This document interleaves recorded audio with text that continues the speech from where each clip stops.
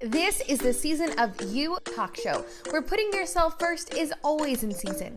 Life is bound to suck at times, and that is why I made this space where you can learn tips and tricks to navigate the suck.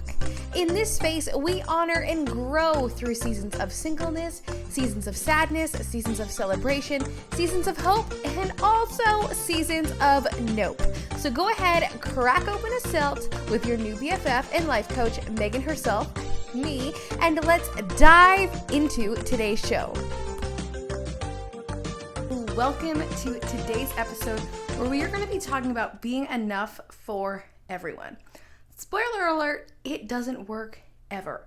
So I was scrolling the gram the other day, probably at 3 a.m., and I came across this girl. She's an influencer. She has a big following, and she was speaking about how she feels so trapped in this box by the internet. And although the internet allows her to live her life that she ultimately loves and adores, and it's a life of freedom, it's also a life of feeling so trapped. And I want to go ahead and share the clip here. Her name is Nicole Axelson.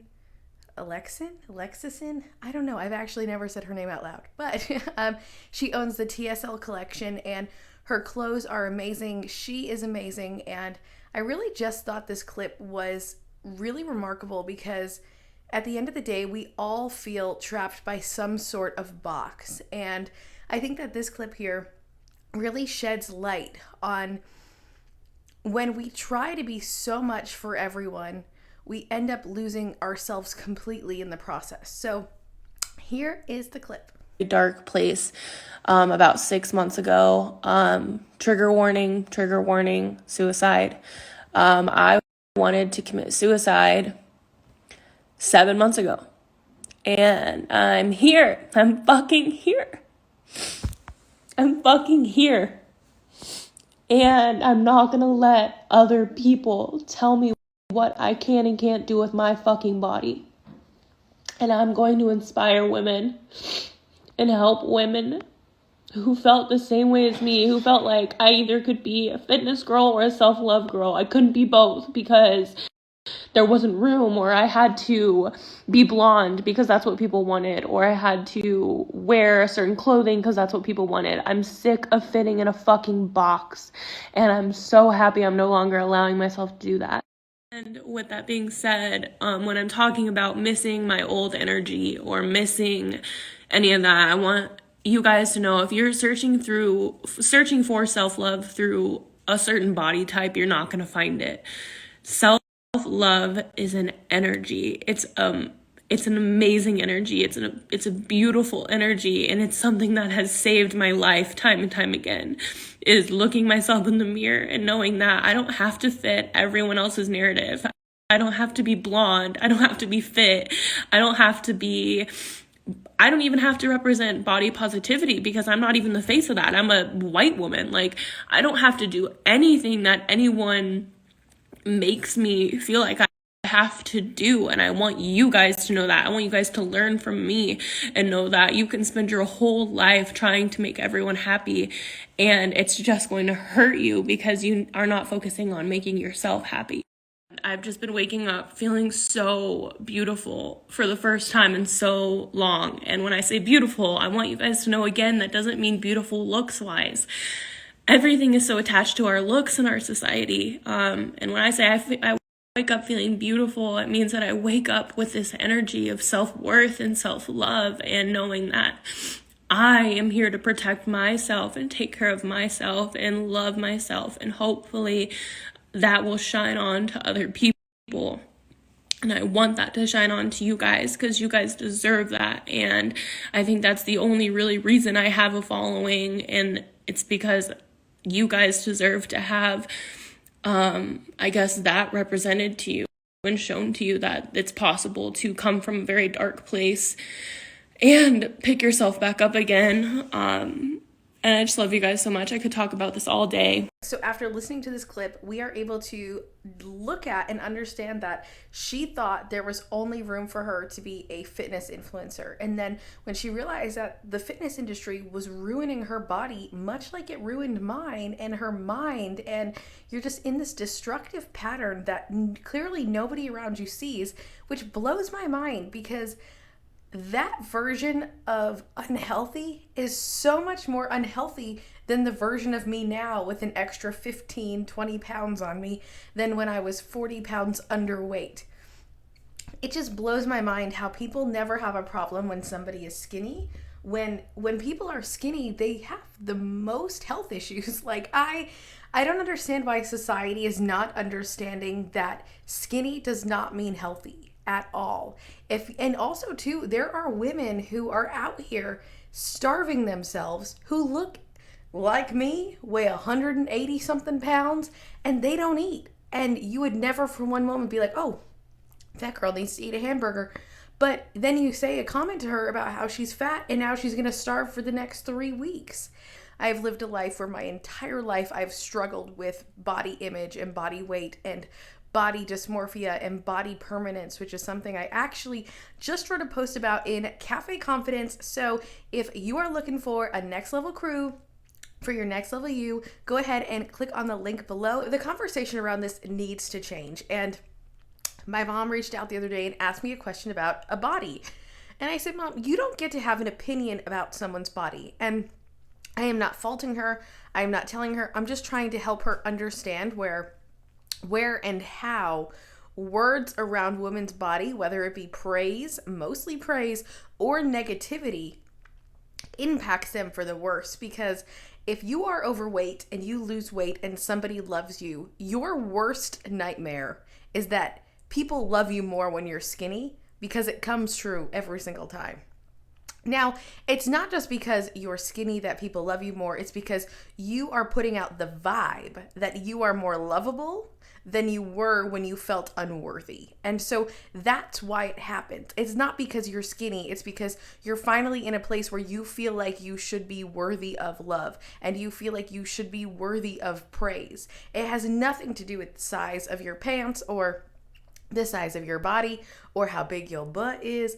It is just that you now feel worthy of love, and that is why you receive love. But when you are in that mindset of lack, the only thing you can think about is the reason why people love me now is because I'm skinny.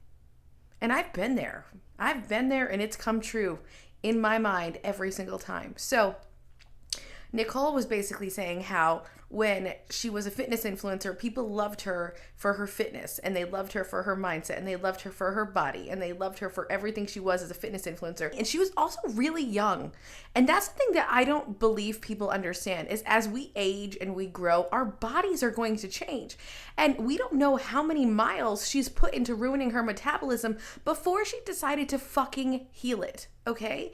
And we should never, ever judge someone or make someone a pedestal poster child for XYZ because they have the right to change at any moment. So then she goes and she talks about how once she was done with her eating disorder because she realized how unhealthy it was and how her body was, she was hurting her body, and she realized that there's another way, she decided to heal.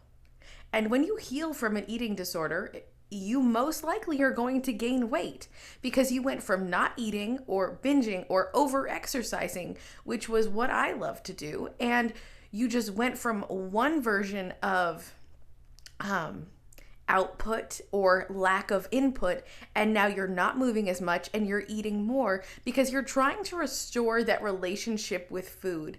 And if you are someone who has never struggled with food, I will tell you, it is a battle that I do not wish on anyone. This battle of the food struggle, of being afraid to go out to eat, looking at foods and them actually scaring you, you thinking that if you just smell something, you gain weight. Like, this is real if you are deep in the middle of a bad mindset around food, and you're going to the point where you're not eating and you are destroying your body for the love from other people. Like, that is just straight up fucked up. So she decided to heal her metabolism. So shout out to that. Heal her relationship with food. Amen. And she gained weight, and she owns this clothing company. And like I said, I don't own anything from it, but I would like to, because everyone says the quality is chef's kiss, top notch. So she goes on and she talks about how now that she is, over the hump. So she started to gain weight, and then she fell into a depression, I don't know. I've never actually talked to her in my life, but I've just been watching her for a little bit.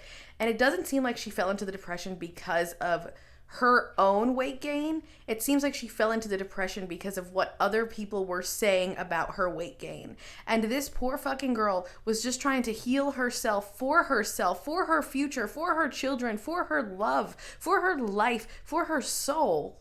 And these people on the internet are knocking her the fuck down. Like, that is not okay. So she fell into a depression, which I do not wish on anybody, and shout out solidarity. And she came out of it, and she said, okay, now I want to start moving my body. And she posted some images or videos of her working out, and she got a lot of hate because people are like, well, you're the body positivity girl, you're not allowed to work out. I'm sorry, what? Everyone is entitled to move their body. Everyone is entitled to eat however and whatever the fuck they want. And let me tell you, this girl is probably healthier than all of the trolls on the internet telling her that she's unhealthy. It just truly and honestly blows my mind how people think that they can shove people into a corner, or they create this perception of them in their mind, and then that's the perception that the stranger that they don't even know needs to now stay in this box. And I read this quote once. It's honestly my favorite quote on planet Earth. And it says, if you love someone, you need to be prepared to go to 100 funerals of who they once were. And I love that, because if you are not going to funerals every single week or every single month or every single year, then you need some new people around you, because growth, if you're not growing, you're dying. And I think that Nicole is just a great example of, A, she shares her life on the internet, which isn't easy. B, she's willing to try new ways to better her life. Nobody else gets a say in how she does that. She is bettering her own life for her.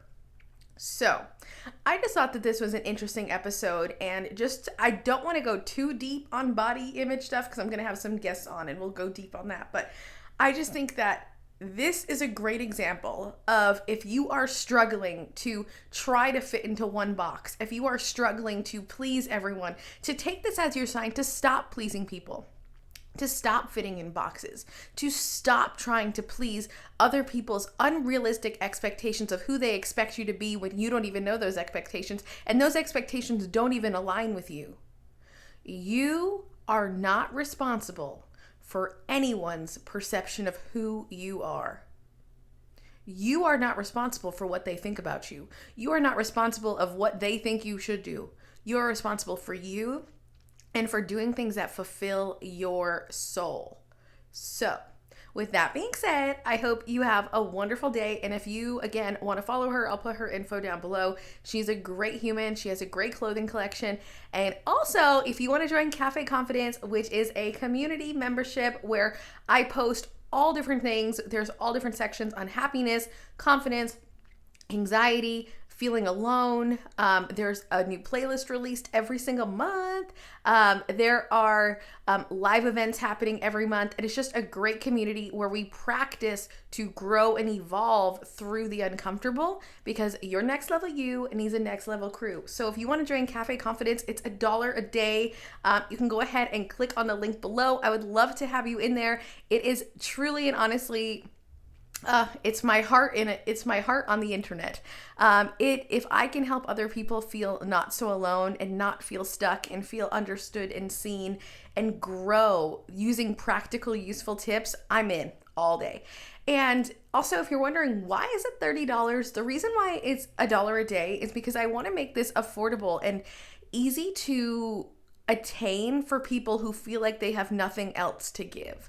And this community is for people who want to grow and who want to become better, but they can't afford the memberships that are, $250 a month. I want to be the person who allows them to have a space that is positive and impactful for $1 a day. So, all of that to say, I hope that this was a eye-opening moment to show you that your words and words of others around you do make an impact. Sometimes you do need to have conversations with loved ones and say, that ain't it, sis, but in a much nicer way. And then also to just understand that you don't have to fit in anyone's box. All right, thank you for tuning into this episode. For now, Megan herself,